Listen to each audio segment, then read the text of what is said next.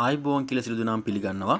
අද මම වීඩියෝ එකෙන් කතා කරන්න යන්නේ ඕ කට්ටියක මේ TikTok app එක පාවිච්චි කරනකොට නිතරම හිර වෙනවද? උඩට පළලට ගිහලා වීඩියෝස් බලනකොට නිතරම හිර වෙන්න බලනවද? අන්න ඒකට විසඳුමක් තමයි අද මම වීඩියෝ එකෙන් කතා කරන්න යන්නේ. හරි, ෆෝන් එකේ ඕ කට්ටිය යන setting වලට.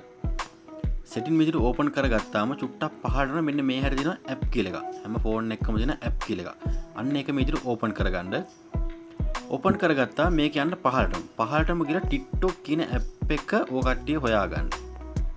right. මගේ මෙන්න මෙතන මේ හරිය තියෙනවා TikTok app එක. අන්න ඒක ඕපන් කරගන්න. right.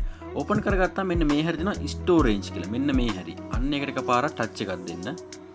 ටච් එකක් දීලා ඕ කට්ටිය මෙන්න මෙතන තියෙනවා clear cache කියලා එකක්. මෙන්න මේ හරිය.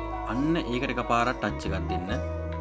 ටච් එකක් දීලා මෙන්න මේ විදිහට data වලින් පල්ලෙහාට මේ clear cache කියන එක ක්ලියර් කරගන්න. ඔකට පේනවා දැන් ඒක 0 වෙලා තියෙනවා.